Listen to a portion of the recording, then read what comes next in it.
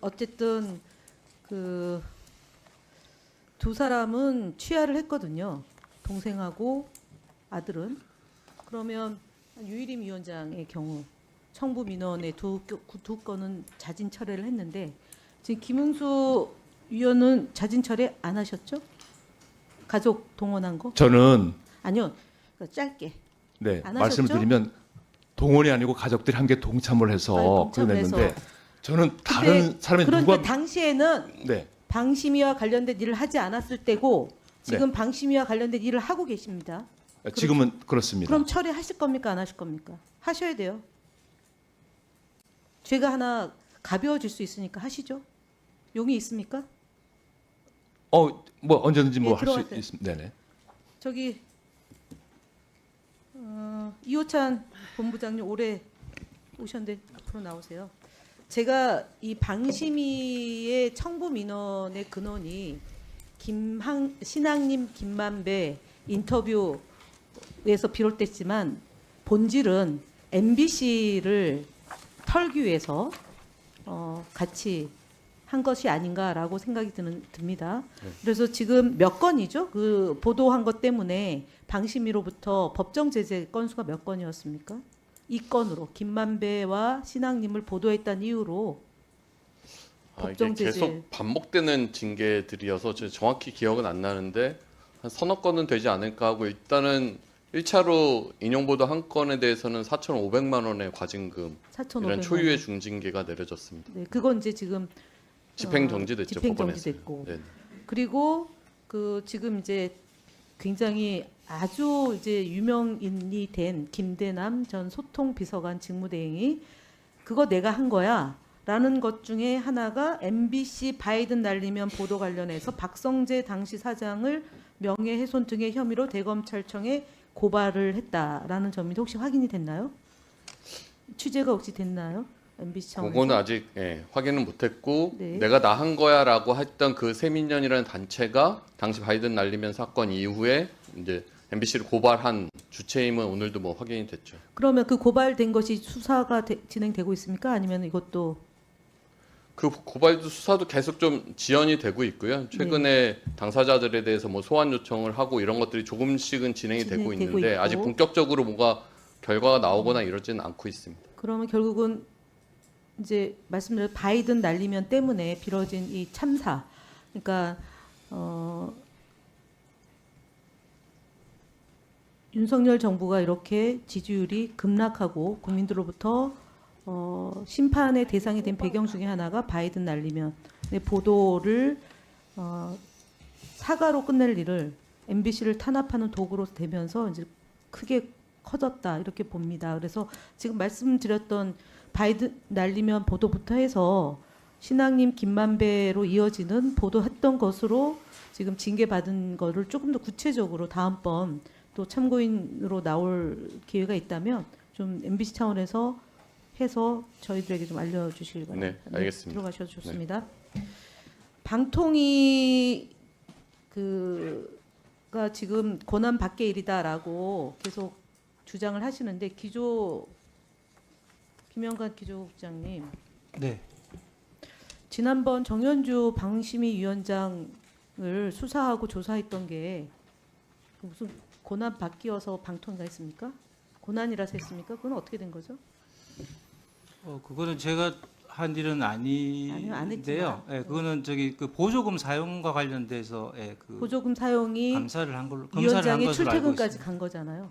네? 위원장의 출퇴근 그다음에 업무 추진비 카드 이런 걸로 간 거잖아요.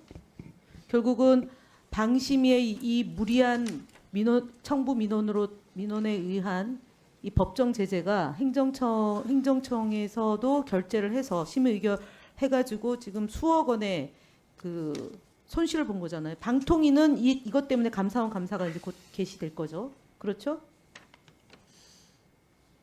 감사원 감사 곧 개시되잖아요. 우리가 26일 날 국회에서 처리가 됐지 않습니까? 네, 예, 감사원 감사 알고 받고 그럼 연타적으로 방심위가 그 예산을 제대로 사용하지 않은 점에 대해서 부당한 집행 때문에 방심위의 법정 제재 이것 때문에 방심위도 조사 대상이 되죠. 방통위가 받게 되면 방심위도 받게 되는 거예요. 아닌가요? 그 부분 제가 잘 조성은 모르겠습니다. 감사원 출신 처장님 아닌가요?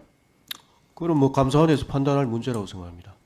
그러면 방통위는 방심위의 법정 제재 때문에 심의 의결한 내용 때문에 수억 원의 그 비용을 쓴 것 때문에 국회로부터 이렇게 질타를 받았다면 방심위에 대한 감사원 감사가 필요하다는 의견을 내야 되는 거 아니에요? 꼬리 자르기라도 하셔야죠. 방심위 때문에 방통위까지 이렇게 심각한 상황으로 초래되고 있는데 그걸 그냥 강 건너 불구경 할 겁니까? 방통위가 방심위의 이 부분에 대한 입장이 뭡니까? 청부 민원이 됐다라는 야당 측의 주장이 일고의 가치가 없다라고 보는 건 아니잖아요. 그러니까 행정청이 해야 될 최소한의 역할을 다 해야 되는 거 아닌가요? 이거 안 하면 또 이것도 직무유기예요. 조성은 사무처장님. 이 감사원에서 뭐 어떻게 판단할지는 그건 아니 뭐 제가 감사원 말씀 출신이라 제가 물어보는 거예요. 아니 그걸 제가 뭐 감사원 출신이기 때문에 말씀을 드리는 것 자체가 법적으로 맞지 물어보는 않다는 거예요. 거죠. 예. 직무유기에 해당되는 게 아닌지에 대한 질문이에요. 그러니까 방심위가 예. 청부 민원이라는 이런 이례적인 일이 발생을 했고 그 법정 제재가 다 졌단 말이에요. 그래서 수억 원의 변호사비를 들여서 방통위가 행정청으로서 역할을 했는데 다 졌어요. 그러면 이 부분이 부실했는지 안 했는지에 대해서 감사원 감사가 필요하다라고 얘기해야 되는 거 아닙니까? 뭐 필요하다면 감사원에서 뭐 하지 않겠나 아니 싶습니다. 방통위의 입장이 예. 아니 반영돼야 방통위 됩니다. 입장을 뭐 왜냐면은 전달하기 어렵다고 봅니다. 예. 그럼 하실 의향이 없다라고 보여집니다.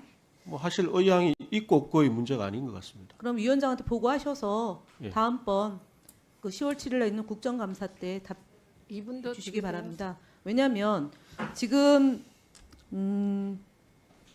방통위의 권한이 방심위에 대해서 심의에 대해서 감나라 배나라는 할 수 없지만 예산이 투여되기 때문에 감사를 해야 됩니다. 적어도 정상적인 방통이라면 방심위에 대해서 특별 감사를 이미 실시해도 12번은 더 했어야 될 사안입니다.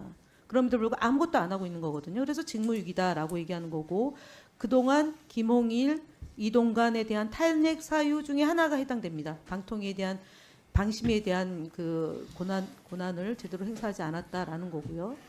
그다음에 또 하나 얘기하면 지금 앞서 과장은 권한 밖의 일이라고 얘기하는데 방통위가 심의 의결을 하는데요. 그거를 서면 의결만 했습니까? 서면 잘 의결한 모르죠. 걸로 알고 있습니다. 예, 박동주 국장님 그동안 서면 의결만 했습니까? 서면 의결한 걸로 알고 있습니다. 서면 의결만 했습니까? 라고 질문했습니다. 방송통신심의위원회의 그 재심에 사항에 대해서 예, 할 때 서면으로만 했습니까? 서면으로 한 것으로 알고 예, 있습니다. 국장님 네. 서면으로 하지 않았습니다. 예, 대면으로 회의한 적이 있어요.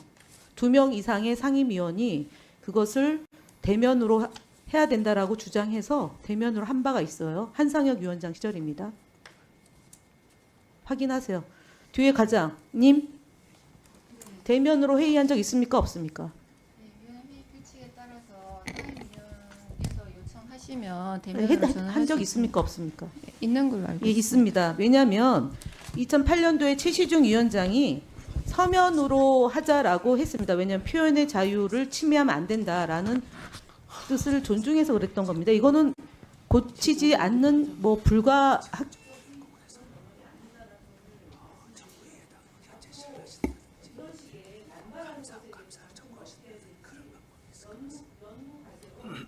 증인으로 신청해도